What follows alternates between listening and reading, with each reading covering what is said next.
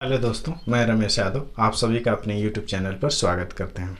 हम लोग अभी तक संख्या पद्धति के जितने भी टॉपिक थे उसे हम लोगों ने पढ़ लिया है।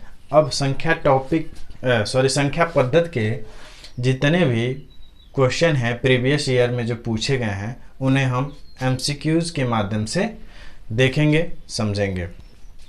प्रश्न है, पाई है एक, आपका विकल्प है परिमेय संख्या, दूसरा विकल्प है अपरिमेय संख्या और तीसरा विकल्प है अभाज्य संख्या, चौथा है इनमें से कोई नहीं। तो जैसा कि हमने पिछली क्लासेस में आप लोगों को बताया था कि पाई का मान होता है 22/7। लेकिन इसके साथ हमने नोट करवाया था कि अगर 22/7 कहीं मान दिया हो तो ये आपका परिमेय होता है। कौन सी संख्याएं होती हैं? परिमेय होती हैं। और अगर सीधे पाई दिया हो तो ये क्या होती है? ये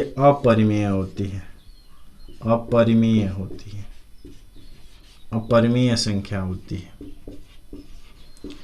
ये आपको हमने पिछली क्लासेस में बताया। तो इसका जो सही आंसर होगा ये होगा अपरिमेय संख्या। बढ़ते हैं हम लोग अपने अगले क्वेश्चन पे।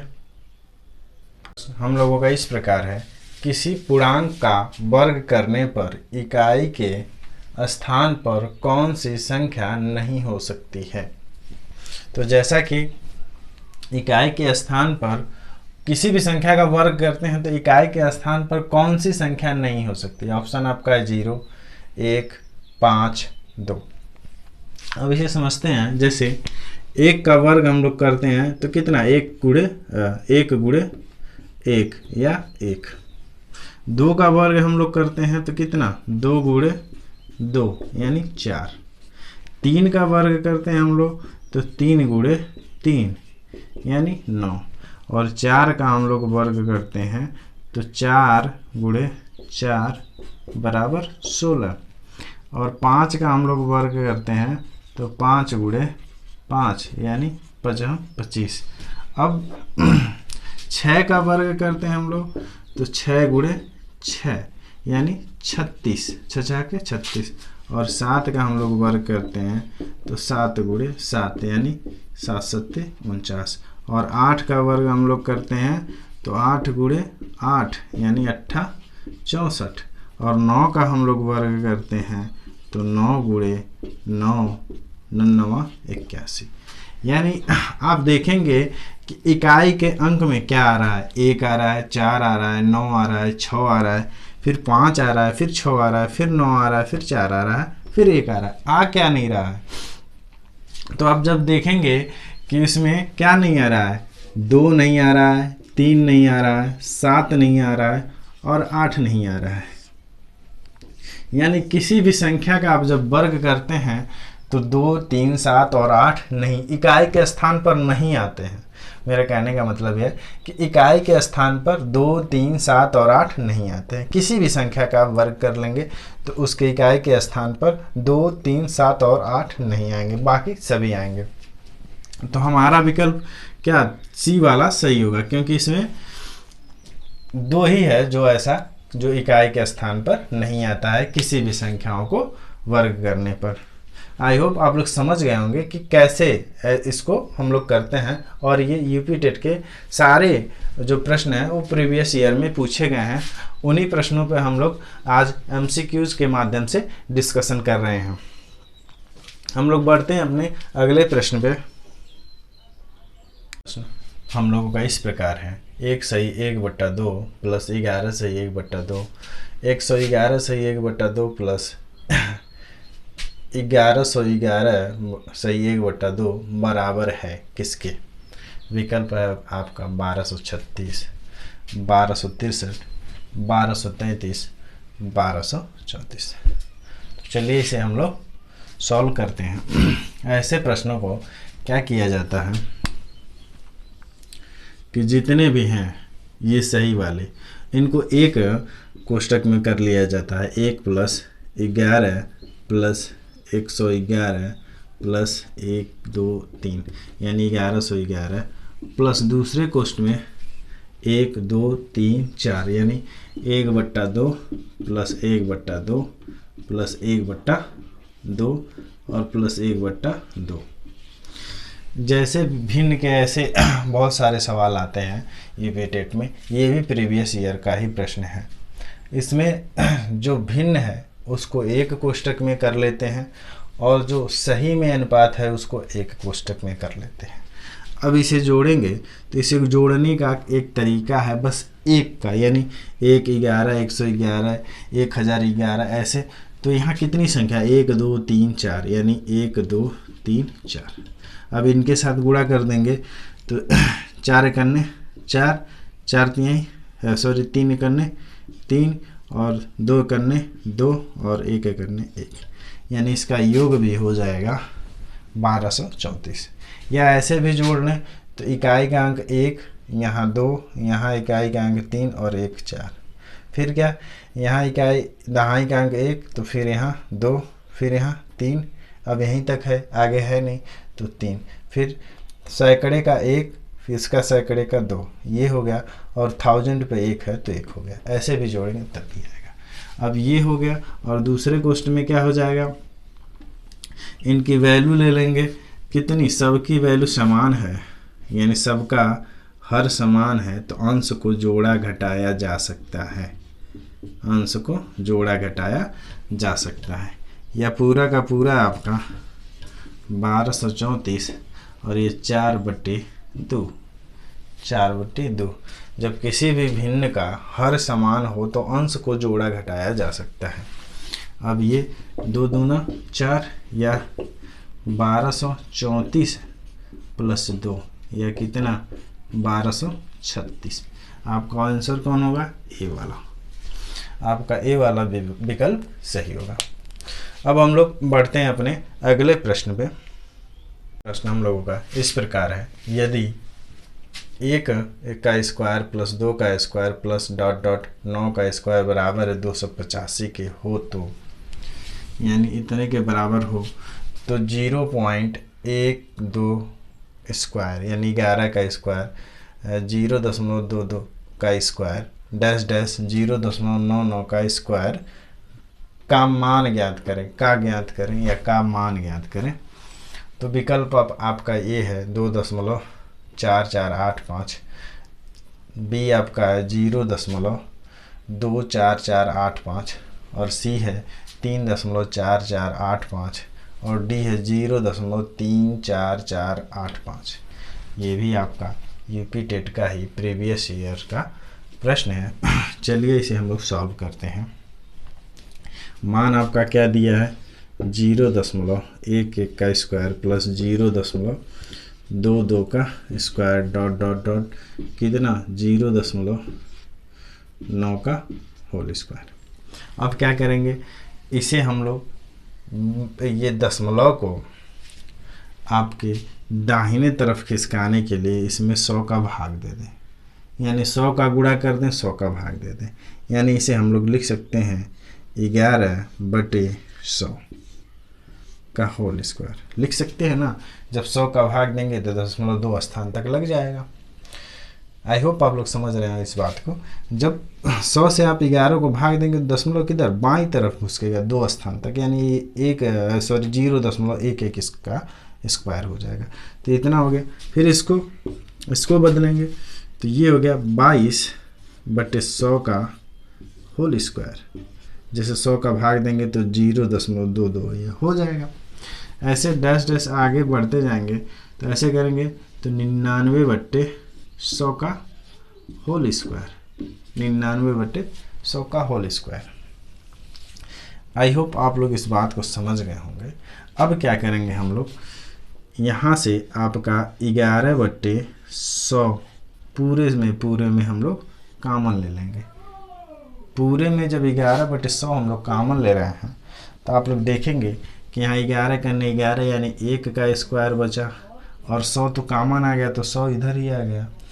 अब कितना आपका कितना है इसमें सॉरी 11/100 का होल स्क्वायर का काम मान लेंगे। कितने का? होल स्क्वायर का काम मान लेंगे। यहाँ थोड़ा सा बड़ा मैं लिख दूँ, 11/100 का होल स्क्वायर का आप कॉमन ले लेंगे तो पूरा होल स्क्वायर यानी इतना का इतना चला गया तो कितना बचा यहाँ? 1 का स्क्वायर। अब इसमें से 1 का स्क्वायर बचा, फिर कितना बचा यहाँ से चला गया पूरा का पूरा 11 दूनी 22, 11 दूनी 22 कितना? 2 का स्क्वायर। फिर इसमें से चला गया ऐसे डॉट डॉट डॉट तो यहाँ कितना? 9 का स्क्वायर। कितना बचा? 9 का स्क्वायर। अब आप देखेंगे कि 11 का स्क्वायर गुणे 11/100 गुणे 100, स्क्वायर का मतलब यही होता है। और यहाँ गुणे आपका कोष्ठ में इसका मान किसके बराबर है? इसका मान 285 के, तो 285 के। अब 285 हो गया। अब इसके साथ यहाँ आप गुणा करेंगे तो कितना हो जाएगा आपका? 5 से कट जाएगा, कुछ काट देते हैं पहले। 5 से काटते तो 5 20 100 और यहाँ 5 से काटेंगे तो 5 25 और कितना? 3 7 5 35 यानी 35 बता तो 7 5 35। देखिए 5 25 को 5 और 3 बचा तो ये 35 हो गया। 7 5 35 यानी 7 बार 57 हो गया। और भी कुछ कट सकता है? अब नहीं कटेगा। तो आपका बचा कितना? यहाँ आपका 11 गुणे 11 यानी 121 और गुणे 57 बटा कितना? 2 1 2 3 0, इतना बच गया आपका। अब गुणा कर लेते हैं हम लोग किससे? 57 से, यानी 121 गुणे 57, 7 कन्ने 7, 7 दूना 14, 7 1 8, 5 कन्ने 5, 5 दूनी 10 और 5 1 6 यानी 7 और 4 5 9 8 6। आपका कितना आ गया गुणा करने पे इसके? 68 9 7, हाँ इतना ही आया और बटे 2000। ठीक, यहाँ थोड़ा सा इसको इरेज कर दें। गुणा तो हम लोग कर ही लिए हैं, इतना आ गया। अब 2 से इसको भाग दे देते हैं। 2 से भाग देंगे तो कितनी बार? 2 3 6, 3 बार, फिर ये 4 बार और ये फिर 4 बार, ये 17 हो गया। तो 8 बार, फिर कितना? 5 बार। और नीचे कितना बचा है? 1 2 3 3 0। अब भाग देंगे इससे तो कितने स्थान तक? 4 0 बचे हैं। हाँ 3 0, तो कितना होगा आपका?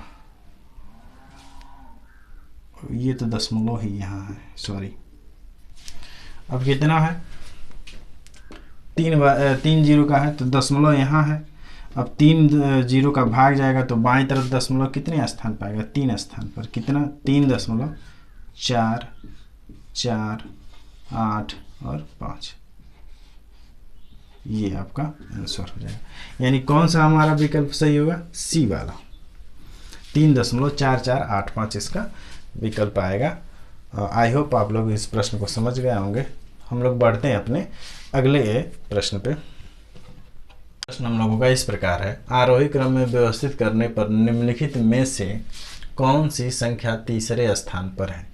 यानी संख्या आपकी ये है 7.07, फिर दूसरी है 7.70 और तीसरी है 7.707 और चौथी है 7.007 और ये है 0.77।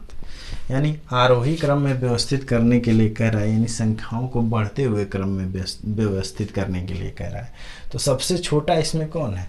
तो सबसे छोटी संख्या ये है। सबसे छोटी संख्या ये है तो ये पहले आएगी, सबसे पहले ये आएगी और ये आपका हो गया 0.77। फिर उसके बाद दूसरे स्थान पे कौन आएगी? दूसरे स्थान पर कौन आएगी? ये चिन्ह भी लगा सकते हैं या नहीं लगा सकते, इसे कामा के रूप में रख सकते हैं। दूसरा स्थान में छोटी से छोटी संख्या कौन है? तो आप देखेंगे कि ये आपका 7.007 है और ये 7.007 है, यानी इससे बड़ी ये होगी 7.007। फिर उसके बाद कौन है, फिर उसके बाद ये है आपकी 7.07।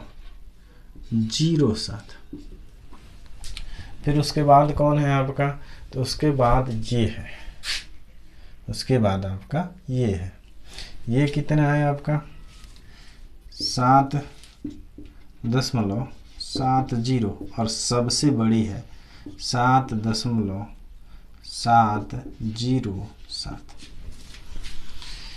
ये हो गया इसका बढ़ते हुए क्रम में, सबसे छोटी, उसके बाद उससे बड़ी, उसके बाद उससे बड़ी, उसके बाद उसके बड़ी और सबसे बड़ी ये। तो कह रहा तीसरे स्थान पे कौन है, तो एक स्थान, दो स्थान, तीसरा स्थान ये रहा हमारा, तीसरा स्थान 7.07, यानी ये वाला आपका सही होगा। ठीक, अब हम लोग बढ़ते हैं अपने अगले प्रश्न पे। इस प्रकार है कि 50 में एक पूरी संख्या जोड़ी जाती है और फिर वही संख्या 50 में से घटाती जाती है, तो प्राप्त हुई दोनों संख्याओं का योग कितना होगा। तो आपका ए विकल्प है 50, बी 100 और सी है 0, डी है 25। चलिए इसे हम लोग सॉल्व करते हैं। पहली संख्या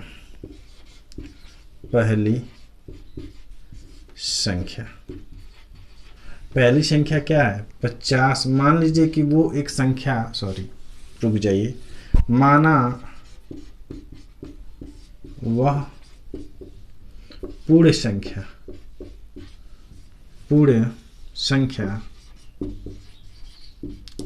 x है। क्या है, x है। पूरी संख्या क्या है, x। आपने वो संख्या मान ली कि पूरी संख्या x है।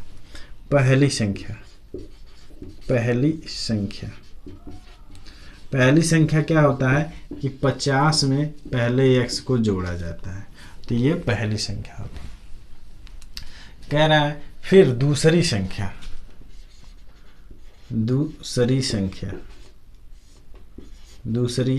क्या होती है, 50 में से x को घटा दिया जाता है। यानी कह रहा है कि एक पूर्ण संख्या 50 में जोड़ी जाती है और फिर वही संख्या 50 में से घटा दी जाती है, तो प्राप्त हुई दोनों संख्या, यानी पहली संख्या ये हो गई, दूसरी संख्या ये हो गई। अब इन दोनों को जोड़ देते हैं, तो प्राप्त हुई संख्या कितनी, तो जोड़ दीजिए आप इन दोनों को। तो जोड़ेंगे तो ये आपका प्लस भी रहेगा, ये प्लस रहेगा। अब ये माइनस है, तो कितना 50 50 100 हो गया, और ये माइनस आपका कट जाएगा, ख़त्म हो जाएगा। तो कितना, वो संख्या कितनी होगी, जोड़ कितना होगा, 100 होगा। या ऐसे भी कर सकते हैं कि पहली संख्या आपकी कितनी 50 प्लस x है और दूसरी कितनी है 50 माइनस x है। आप देखेंगे कि x में से x घट जाएगा और संख्या 50 और 50 100 हो जाएगा। ये आपका जोड़ हो गया। आई होप इस प्रश्न को आप लोग समझ चुके होंगे। हम लोग बढ़ते हैं अपने अगले प्रश्न पे। का इस प्रकार है, वह संख्या जो 1 से लेकर 10 तक सभी संख्याओं से विभाज्य होगी निम्न में है।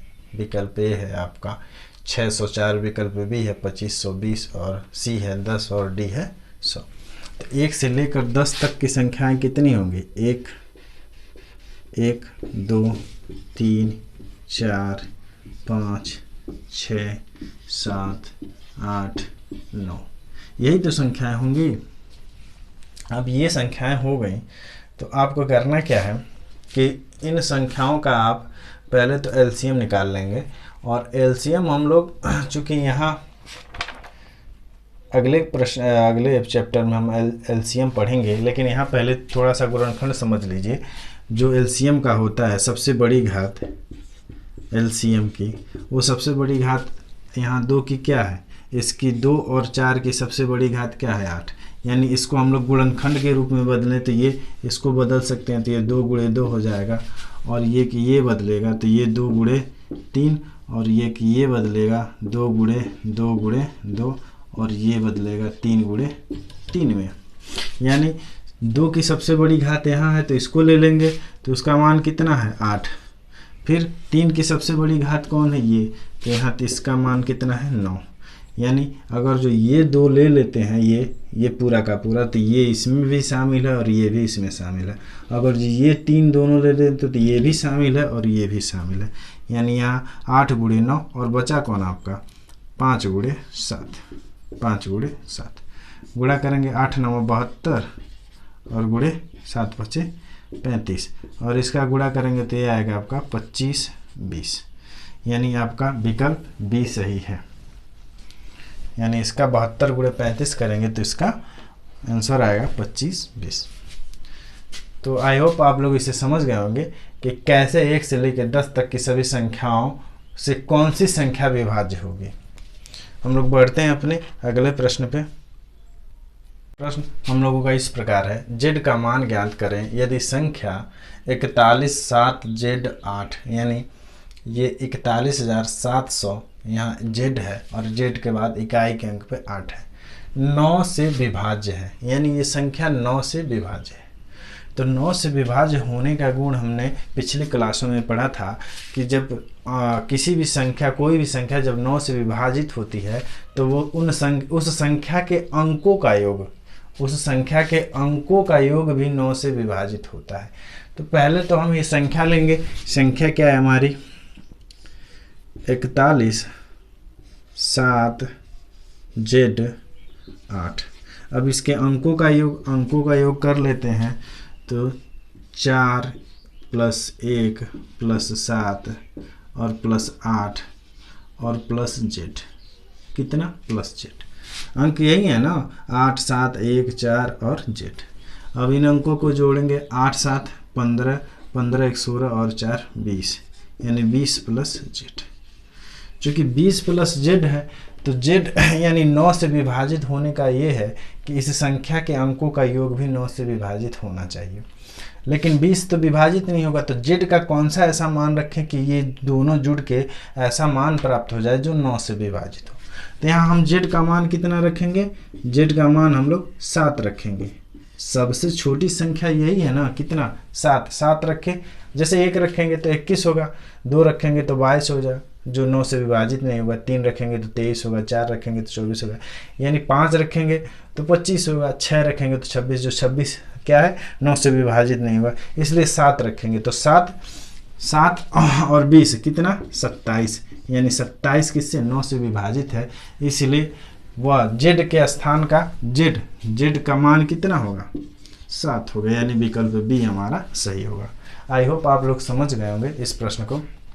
और हाँ, अगर आपको क्लास अच्छी लगे तो लाइक और शेयर ज़रूर करें, और अगर आप लोग चैनल पर नए हैं तो चैनल को सब्सक्राइब ज़रूर करें। यहाँ यूपी टेट की मैथ की स्पेशल क्लास, मतलब मैथ की ही क्लास चलाई जाती है, और मैथ के सारे जो फंडामेंटल हैं, ट्रिकिक हैं, या जितने भी कंसेप्ट हैं उनके माध्यमों से प्रश्नों को सॉल्व किया जाता है। फिर लास्ट में जब पूरा का पूरा लेसन समाप्त हो जाता है तो उसी लेसन का MCQs के माध्यम से हम लोग क्वेश्चन सॉल्व करते हैं और समझते हैं। और सारे MCQs में जो सारे प्रश्न लिए जाते हैं वो प्रीवियस ईयर के पूछे गए यूपी टेट की परीक्षाओं में प्रश्न होते हैं। अब हम लोग बढ़ते हैं अपने अगले प्रश्न पे। का इस प्रकार है, गुणनफल में 2153 पर घात है 167 में इकाई का अंक ज्ञात करें। आपका विकल्प है A 3, B 7 और C 9 और D 1। तो इकाई का अंक हम लोग कैसे ज्ञात करते हैं, ये हमने पिछले क्लासों में इसका डिस्कशन किया था। यानी आपका इकाई का अंक पूरी की घात करने की आवश्यकता नहीं है, जो भी संख्या है उसका इकाई का अंक लेंगे और उस पर घात कितनी 167, यानी घात जितनी होगी उतना हम लोग इस पे कर देंगे। अब इसको क्या करेंगे हम लोग 4 के मल्टीपल, यानी 4 के मल्टीपल, तो 4 का मल्टीपल ज्ञात करने के लिए 167 में हम लोग 4 से भाग दे देंगे। 4 चौका 16, 4 चौका 16, ये कट गया और यहाँ 7 नीचे आ गया, 4 एकन्ने 4, यानी 4 और 3, यानी शेषफल कितना आपका बचा 3। शेष कितना बचा आपका 3 बच गया, और कितनी बार गया 41 बार। तो इसके 4 के मल्टीपल लिखेंगे, यानी 3 पर 4 गुणे 41, 4 के 4 चौको 16, 41, और ये आपका 3 शेष बच गया, तो गुणे 3 पर कितना 3 शेष, 3 पर कितना शेष 3 शेष। आई होप ये बात हमारी आप लोग समझ पा रहे हों। और अगर जो आप इसको पिछली वीडियो या पिछली क्लासेस में आप अटेंड नहीं किए हैं तो पिछली क्लासेस अटेंड कर लेंगे तो आपको समझ में आएगा। आप लोग प्लेलिस्ट पे जाकर पिछली क्लासेस देख लीजिए। तो यहाँ हम इसको रख देंगे 3। अब इसकी वैल्यू कितनी, 3 पे 4 की मल्टीपल जितनी भी घातें होती हैं तो उसकी वैल्यू कितनी आती है 1। अब 1 आ गई और इसकी वैल्यू कितनी होगी 3 गुणे 3। अब कितना 1 गुणे कितना 3 त्रिका 9, 9 त्रिका 27। अब हमें इकाई का अंक चाहिए तो 1 का मल्टीपल इसके साथ करेंगे तो 27 और इकाई का अंक क्या 7 है। तो हमारा विकल्प बी सही हो जाएगा। इकाई का अंक कितना आ रहा है 7 आ रहा है। आई होप आप इस प्रश्न को समझ गए होंगे। हम लोग बढ़ते हैं अपने अगले प्रश्न पे। तो इस प्रकार है, यदि दो संख्याओं का अंतर तथा गुणनफल क्रमशः 5 तथा 36 हों तो उनके व्युत्क्रमों का अंतर ज्ञात कीजिए। तो पहले तो वो संख्या हम लोग ज्ञात कर लें तब जाके तो उसका व्युत्क्रम ज्ञात करेंगे। तो पहले उन संख्याओं को ज्ञात करने के लिए हम लोग मानेंगे कि संख्या क्या है, माना संख्याएं x और y हैं, x और y। तो कह रहा है कि x माइनस वाई अंतर कितना है 5। प्रश्न में ही कह रहा है कि उनका अंतर तो x माइनस वाई बराबर 5, अंतर कितना है 5। और कह रहा है गुणनफल x इंटू वाई कितना 36 है, x इंटू वाई 36 है।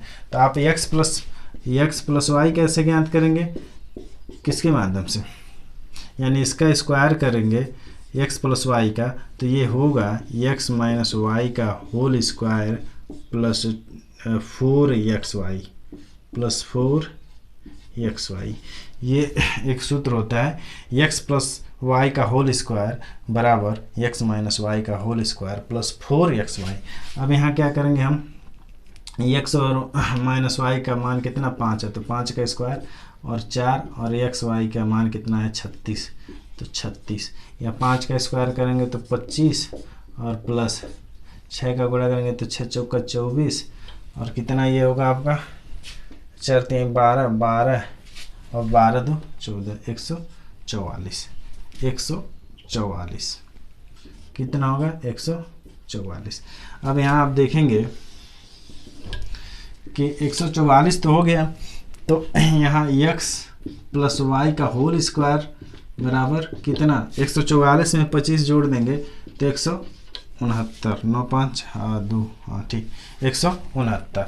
अब यहाँ y प्लस ये x प्लस वाई का होल स्क्वायर और ये 13 का स्क्वायर, स्क्वायर से स्क्वायर कट गया यानी x प्लस वाई का मान 13 आ गया। ये समीकरण आपका 2 हो गया और यहाँ आपका समीकरण 1 था।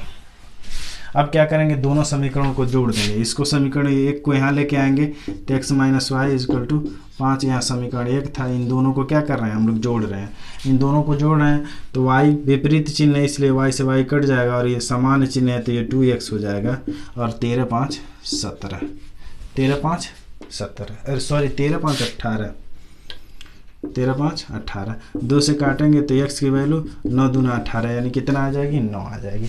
अब 9 आ गई तो x का मान चाहे समीकरण 1 में रख दें चाहे समीकरण 2 में रख दें।